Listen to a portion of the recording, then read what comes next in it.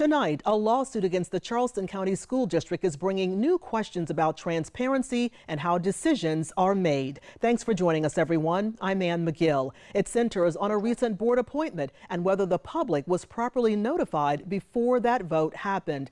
Live 5's Elijah Brown live for us tonight with what's being alleged and what one board member now says may have led to all of this confusion. Elijah? Yeah, this lawsuit really focuses on two main issues: whether the board violated South Carolina's open meeting law and whether confusion on the board's bylaws set the stage for how this all may have happened. Now, the lawsuit claims the board violated the state's Freedom of Information Act during a February meeting, alleging a new nominee was introduced and approved without the required public notice. It also claims some board members may have discussed that nominee ahead of time outside of public meeting. But beyond those legal concerns, one board member tells me there also confusion behind the scenes about how the process was supposed to work.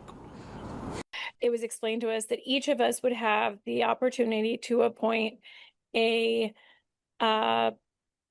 person to this new board, and the criteria had to be that they didn't have any sort of conflict of interest and that they were qualified. Those were the two criterias, and we weren't really given any other specifics.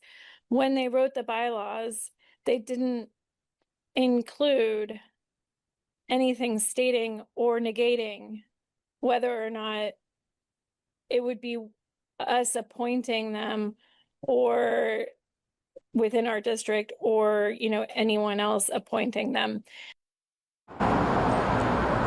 Now, she says those were the only clear guidelines, and when the bylaws were finalized, they didn't clearly spell out whether nominees had to come from a trustee's specific district. That, she says, left room for different interpretations. Still, she says, in her view, the issue isn't just about what's legal. Others, however, say the board followed the bylaws as written and argue restarting the process would only reward a misunderstanding of the rules. The district released a statement saying, in part, quote, "The process was transparent and legally executed, and while we respect all voices, we are disheartened by those who have harassed, bullied, and caused disorder."